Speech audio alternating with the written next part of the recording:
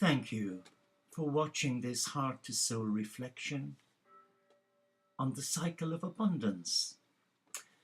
Recently, I was guided by my heart to purchase a book from Amazon, and it was called The Source of Miracles, 7 Steps to Transforming Your Life Through the Lord's Prayer. And I thought, oh no, not another, because sometimes we can get overwhelmed with other people's theories, but not this book. But what I want to share with you, in case you haven't got the book, it's by Kathleen McGowan. She really has touched my heart, not because she's a Celt or of Celtic origin, and her long flowing, beautiful auburn hair, but she speaks the truth from her heart, inspired by God's love. She says, in this segment you will learn a most powerful technique for attracting abundance. While this approach will not bring about instant manifestation, it will create intense and lasting manifestation. So forget the secret and just focus on this. A lasting manifestation that is real, tangible abundance that endures in your life. If good things come to those who wait, then amazing things comes to those who wait with faith. The process of attracting abundance is a cycle of 5 stages, each of which we will work through individually.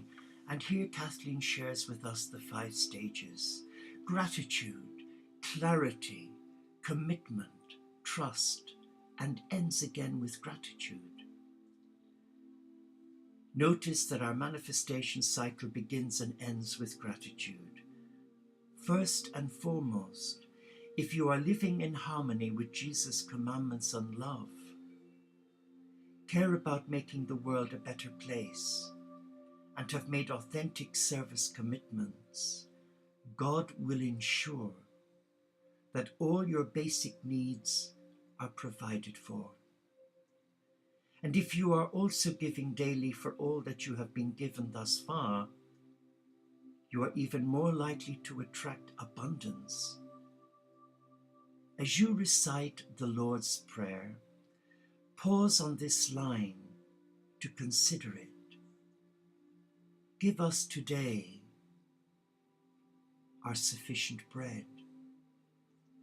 And when you do, always acknowledge that you have been given and be grateful for it. You ask God to give you your daily bread, and He does. If you and your family have all the basic necessities to live comfortably, you indeed have much to be thankful for. But do not take your gifts for granted, as many do. An erroneous percentage of the population of this planet cannot even imagine the prosperity that you likely have in comparison. And the importance of this step in the manifestation cycle cannot be overemphasized.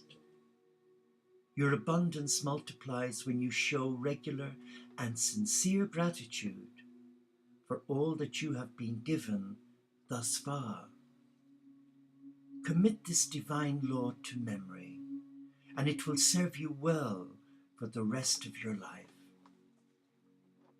The authentic law of manifestation is activated when you are aligned with your higher mission.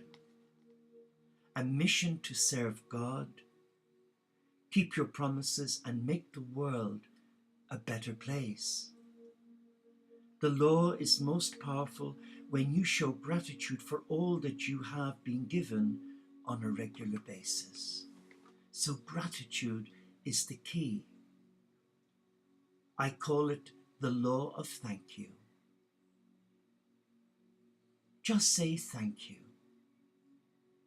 and say it often and mean it. And Kathleen says, I say it out loud all day long. I sing it in little tunes to my kids when I look at their beautiful, healthy faces. For they are my abundance. And my abundance is seeing brothers and sisters in the Teo community who've surrendered their heart to God in service for peace and unity within all faiths and none. So abundance comes in many disguises.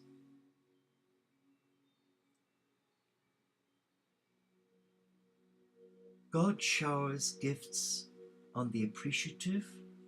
Why wouldn't he? Think about it for a moment.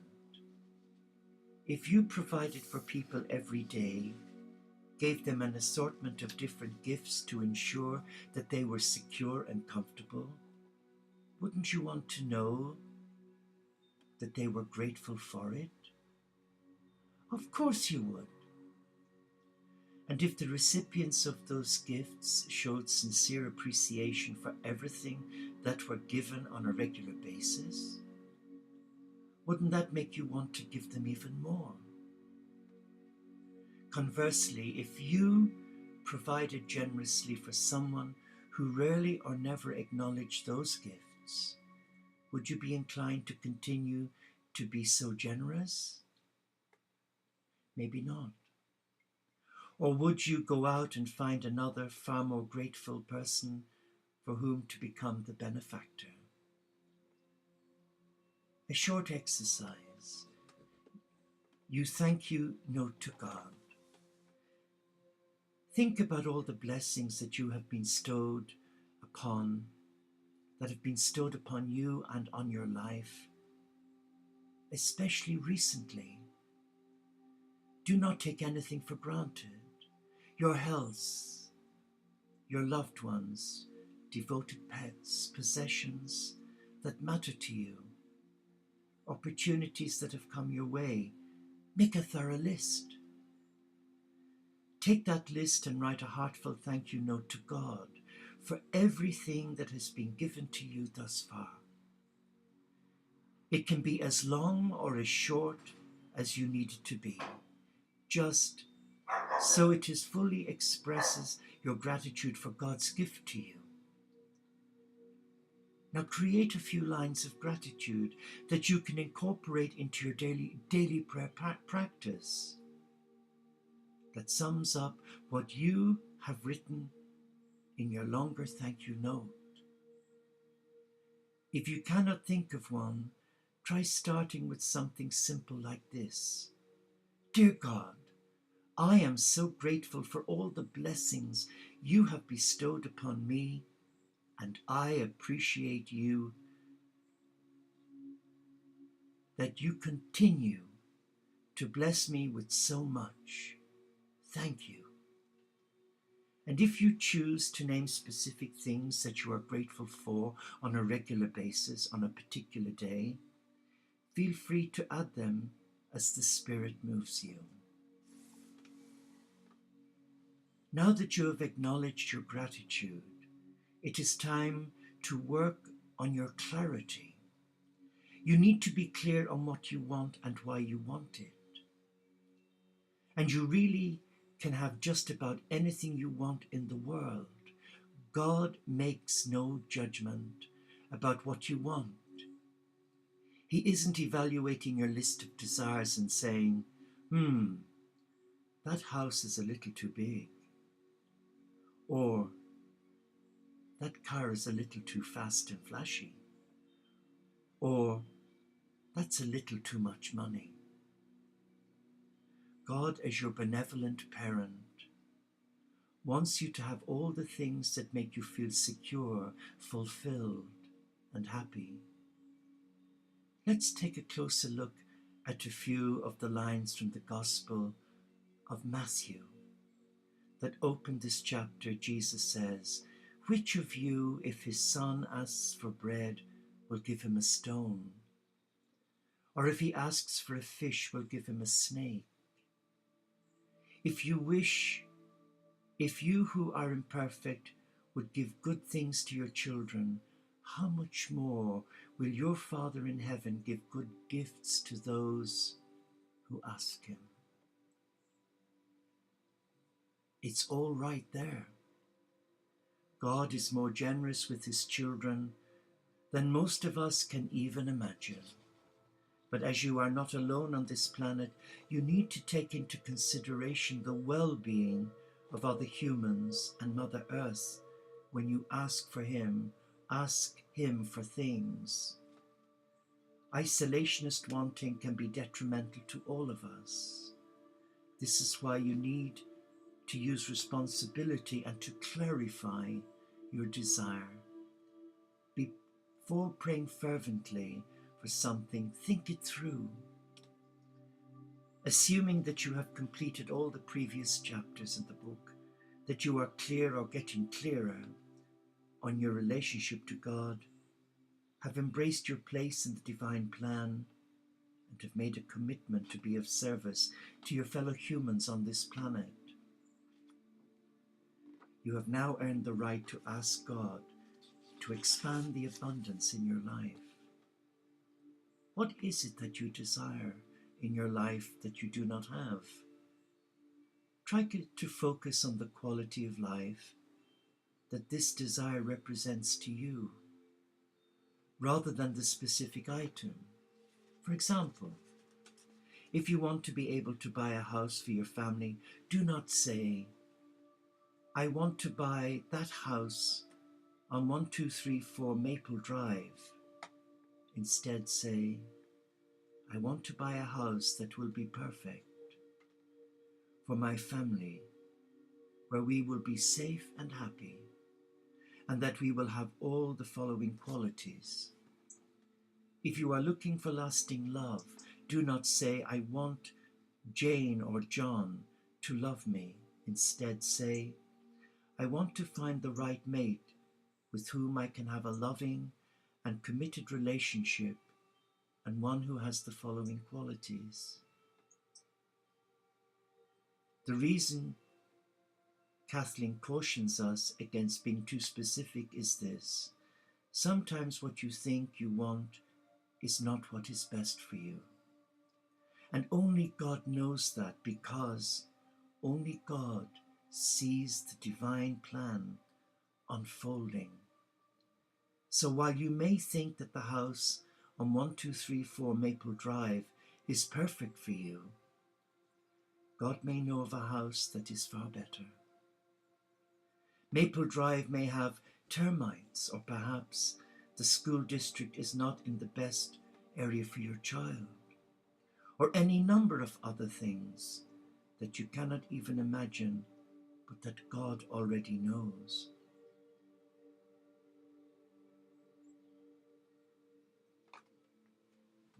So our abundance is guaranteed, but all we have to do is to be true to our heart and open and honest with God. God knows that the more secure and fulfilled you are, the more likely you will be to share your good fortune with the world around you. This is human nature. So God now has two motives for bestowing your greatest desires upon you. The first is his natural parental love that makes him want to see his children happy. The second is his knowledge that the most obedient and grateful children will share their abundance and fulfill their service commitments when they are given their heart's desires. Which brings us to commitment, the next level of the manifestation cycle. Commitment is a gift from God. If we haven't got it, we ask for it. Let's go back to the desire you wrote about in the last exercise. Kathleen says, write down how receiving this specific desire will help you fulfill your commitment toward improving the state of the world. For example, if you are seeking a partner whom you can spend your life with, perhaps you are looking for someone who shares your interests. and who can work with you in your commitment to make the world better.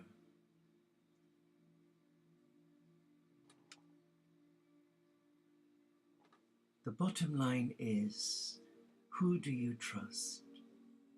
Your head, which almost convinces you, like many neighbours who are threatened when their next door neighbour has new double glazing or a new car on the driveway. They become envious and deceitful. Some have even gone out and scratched the new car or cut into the new tires, or may send hate mail. We're seeing a lot of that today in the social media, where good people are defamed because of jealousy and anger. And I can only speak for myself, because if you Google Brother Sean, you will come across some pretty horrendous, nasty, evil comments. I know who the person is.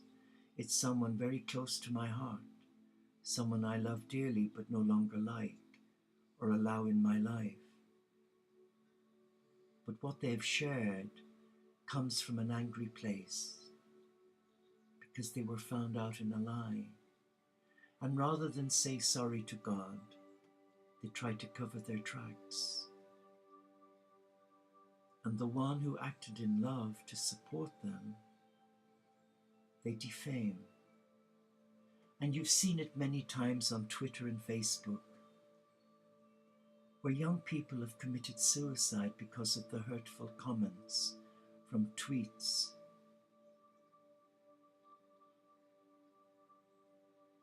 I thank God this day for my life.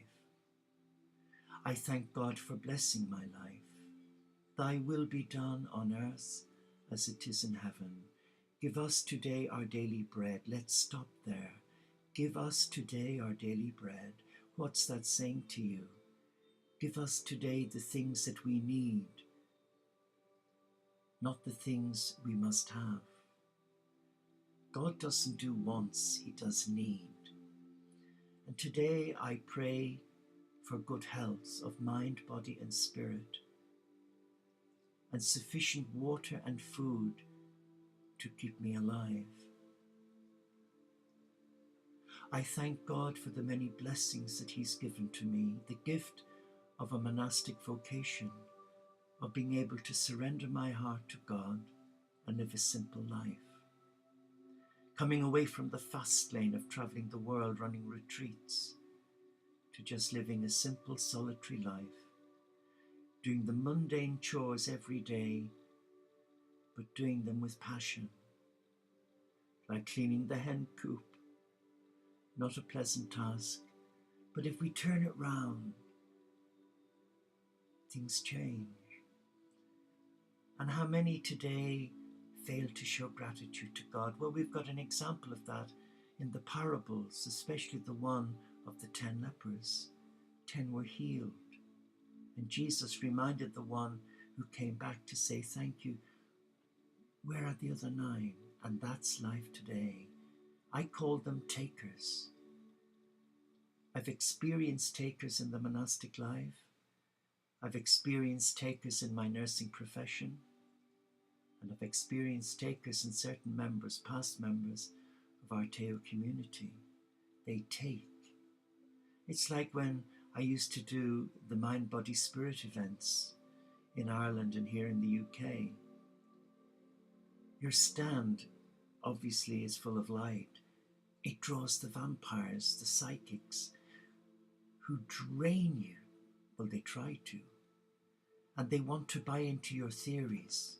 They want to do what you do, but they don't want to do the homework.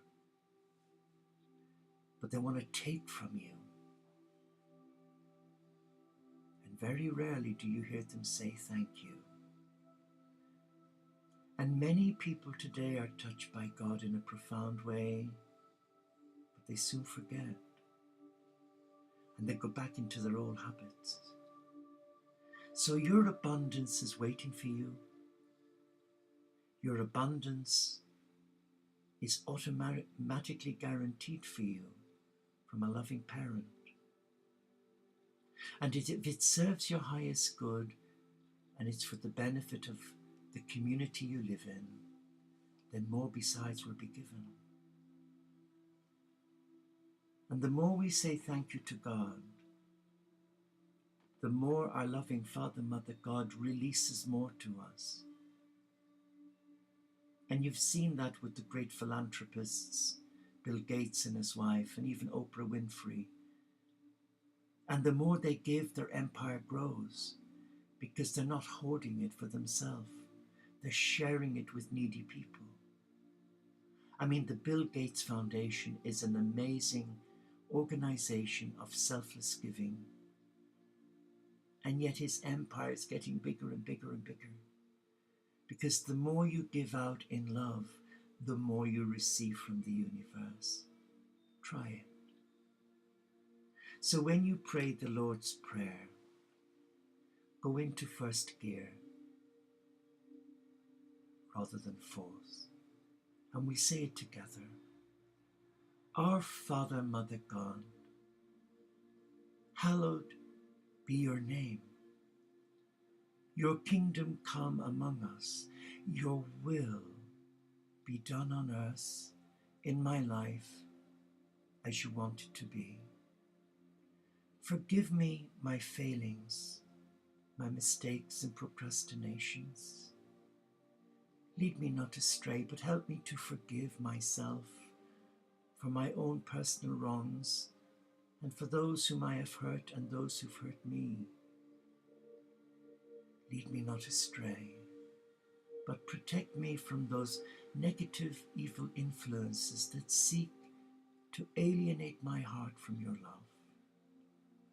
For thine is the kingdom, the power and the glory, forever and ever. Amen. And that for me is God's abundance in my life, all embedded in that beautiful prayer. Thank you for watching. I pray that what I've shared with you has helped. But if you wish to know more about what I have shared, Google Kathleen McGowan and the book The Source of Miracles, 7 Steps to Transforming Your Life Through the Lord's Prayer.